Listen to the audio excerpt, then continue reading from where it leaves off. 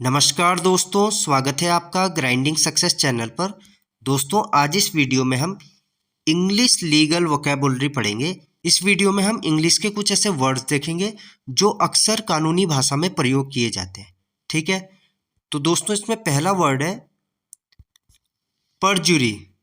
परजुरी परजुरी का मतलब होता है द एक्ट ऑफ लाइंग और making false statements under oath in a court of law. यानी कोर्ट में झूठी गवाही देना, झूठ बोलना और गलत स्टेटमेंट्स देना। ठीक है, तो परजुरी का मतलब होता है झूठी गवाही देना, यानी किसी न्यायिक कार्यवाही में शपथ लेकर, शपथ भी ले ली और उसके बाद जानबूझकर झूठा बयान दे दिया या झूठी गवाही दे दी, तो इसको कहेंगे परजुरी। ठीक है दोस्तों, नेक्स्ट वर्ड है दोस्तों सब जुडिशी। सब जुडिशी का मतलब होता है अंडर जजमेंट और under consideration by the court. यानी ऐसा मामला जो अभी अदालत में विचाराधीन है, यानी पेंडिंग है। तो ऐसा कोई मामला जिस पे अभी निर्णय आना बाकी है और जो अभी अदालत में चल रहा है, अंडर जजमेंट है और अंडर कंसिडरेशन है बाय द कोर्ट। ठीक है, इसका वो एग्जाम्पल से समझते हैं दोस्तों। जैसे माना ए और बी, दो ये इंसान हैं, ए और बी, इनके बीच जमीन का विवाद है। ए ने सिविल कोर्ट में केस कर दिया है लेकिन अभी फैसला नहीं आया। तो ए और बी दो व्यक्ति हैं जिनके बीच जमीनी विवाद चल रहा है। तो ए ने उस संबंध में सिविल कोर्ट में जाके केस कर दिया लेकिन इस केस का अभी कोई फैसला नहीं आया। तो इस संबंध में कहा जाएगा कि यह मामला सब जुडिशी है, यानी अंडर जजमेंट है या अंडर कंसिडरेशन है बाय द कोर्ट। ऐसा मामला जो अभी अदालत में विचाराधीन है, यानी पेंडिंग है, जिस पे अभी निर्णय आना बाकी है। तो कोई दूसरा कोर्ट उसी मुद्दे पर ट्रायल शुरू नहीं करेगा इस संबंध में जब तक वह मामला सब जुडिशी है। ठीक है, तो दोस्तों सब जुडिशी का मतलब होता है अंडर जजमेंट और under consideration by the court, यानी ऐसा मामला जो अभी भी अदालत में विचाराधीन है, यानी जिस पे अभी निर्णय आना बाकी है। ठीक है, next word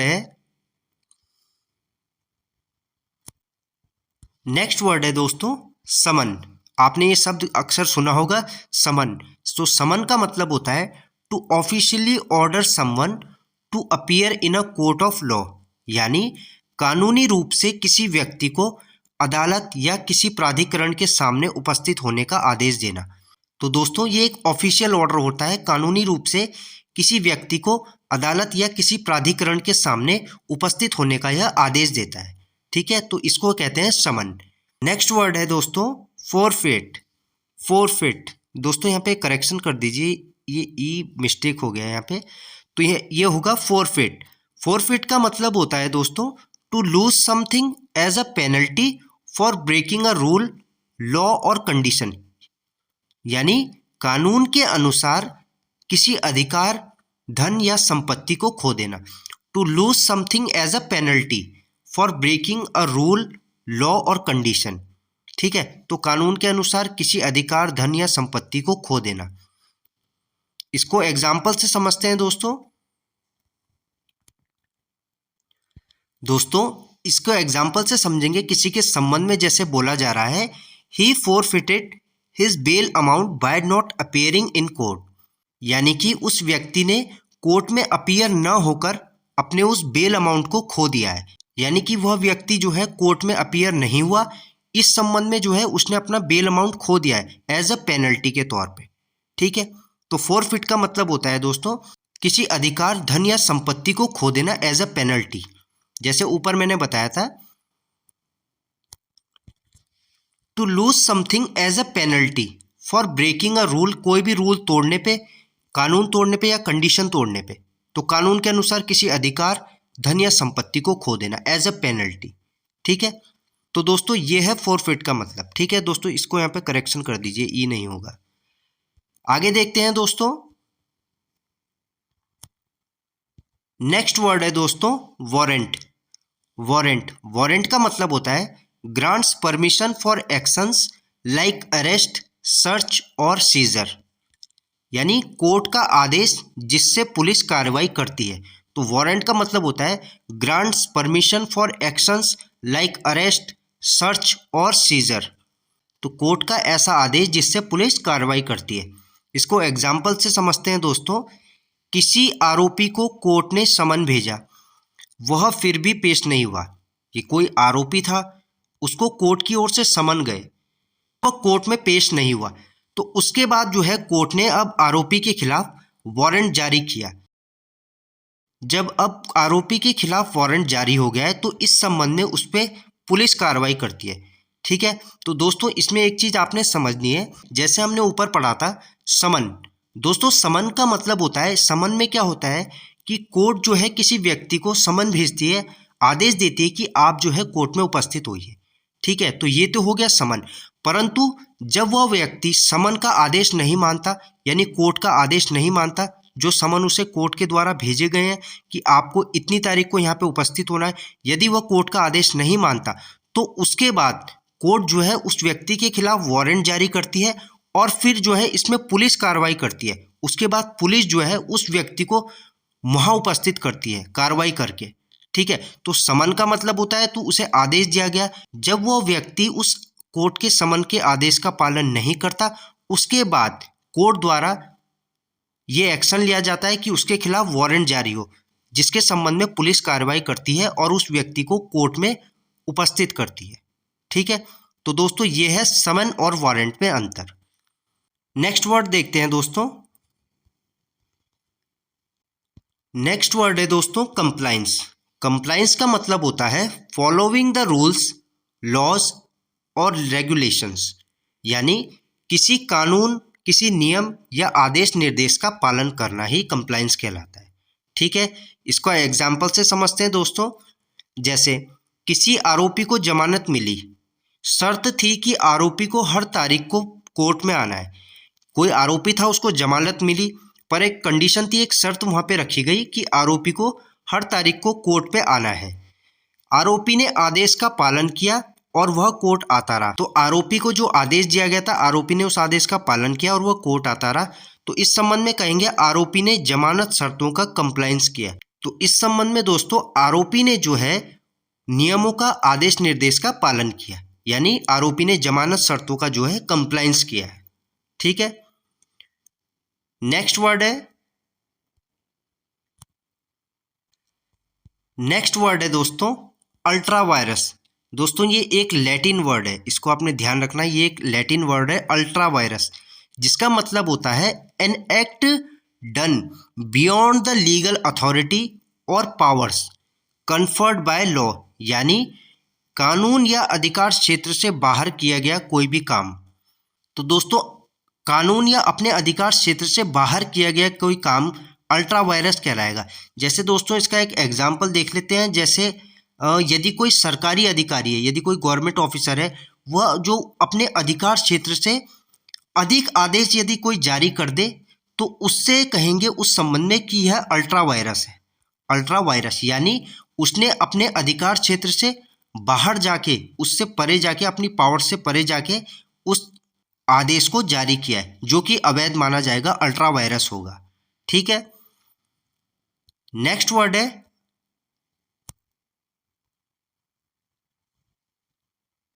illicit. Illicit, illicit का मतलब होता है दोस्तों इलीगल और not allowed by law. Illicit means illegal और नॉट अलाउड बाय लॉ, यानी ऐसा कोई काम जो कानून के विरुद्ध हो, अवैध हो या कानून द्वारा जो निषिद्ध हो, यानी प्रोहिबिटेड है, कानून द्वारा प्रोहिबिटेड है। तो इलिसिट का मतलब होता है दोस्तों अवैध, अनुचित। इलिसिट मीन्स इलीगल, अवैध है, और नॉट अलाउड बाय लॉ। ठीक है, तो ऐसा कोई भी काम जो कानून के विरुद्ध हो, अवैध हो या कानून द्वारा निषिद्ध हो, यानी प्रोहिबिटेड है, उसे कहेंगे दोस्तों इलिसिट। ठीक है, नेक्स्ट है, नेक्स्ट वर्ड है दोस्तों अमेंडमेंट। अमेंडमेंट अक्सर आपने दोस्तों इस वर्ड सुना होगा, अमेंडमेंट। अमेंडमेंट का मतलब होता है टू मॉडिफाई, ऑल्टर और ऐड समथिंग टू इम्प्रूव और करेक्ट इट, यानी किसी भी चीज़ में संशोधन करना, सुधार करना या परिवर्तन करना ही अमेंडमेंट कहलाता है।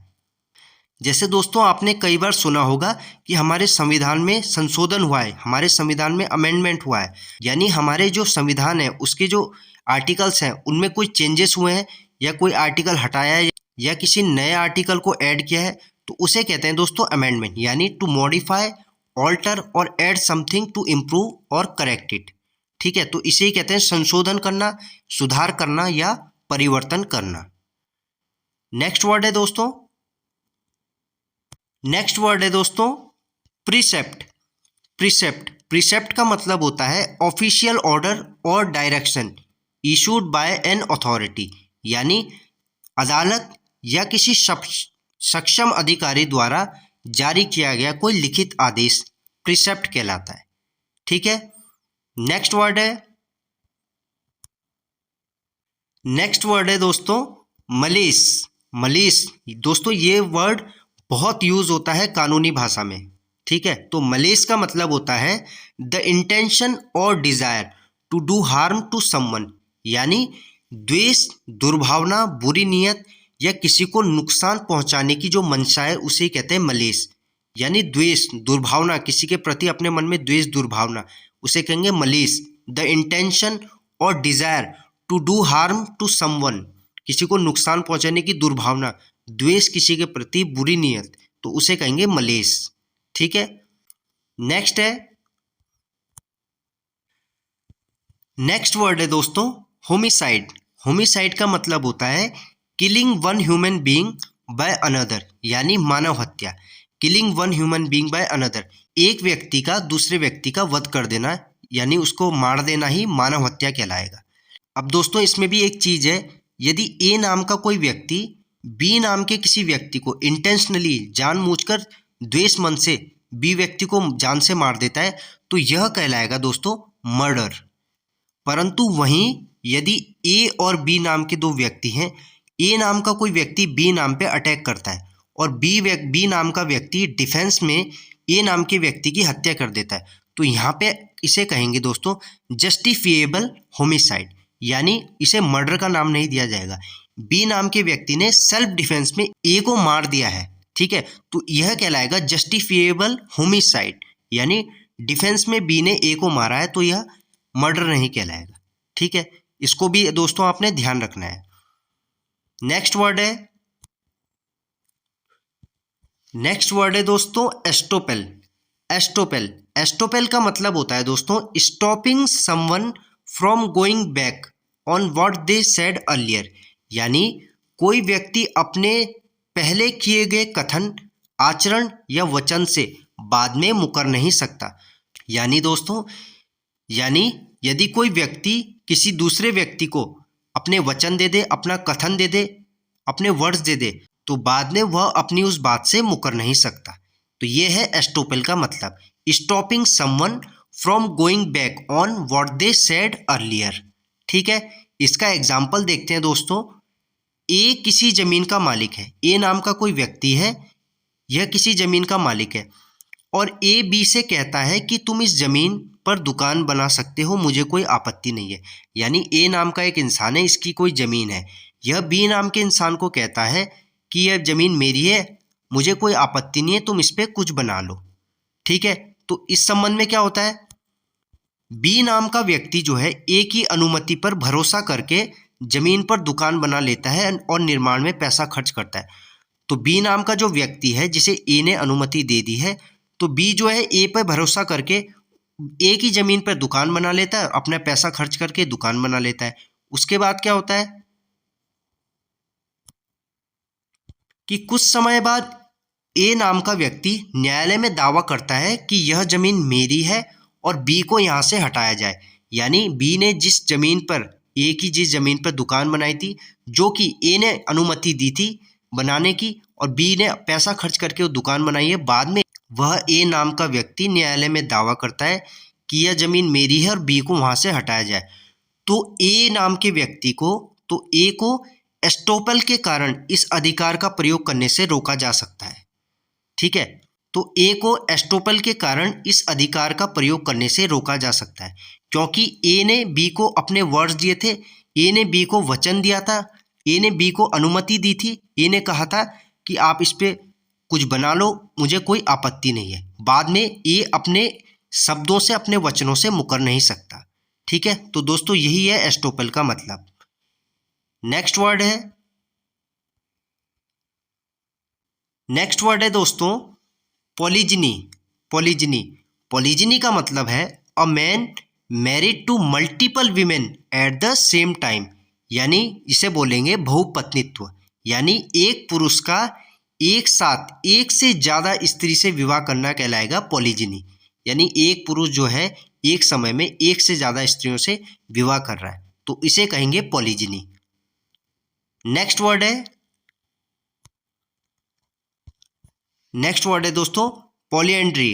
पॉलीएंड्री पॉलीएंड्री का मतलब होता है one women married to multiple man at the same time, यानी बहुपतित्व, एक स्त्री का एक साथ एक से ज़्यादा पुरुषों से विवाह करना कहलाएगा बहुपतित्व। यानी एक कोई स्त्री है वो एक समय में एक से ज़्यादा पुरुषों के साथ शादी कर रही है, तो इसे कहेंगे दोस्तों पॉलीएंड्री।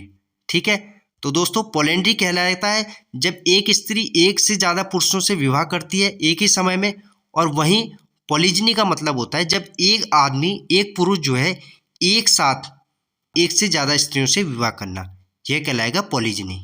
ठीक है दोस्तों, तो दोस्तों ये थे इंग्लिश के कुछ इंपॉर्टेंट वर्ड्स जो अक्सर कानूनी भाषा में प्रयोग किए जाते हैं। मिलते हैं दोस्तों आपसे ऐसी एक और वीडियो में एक नए टॉपिक के साथ। धन्यवाद।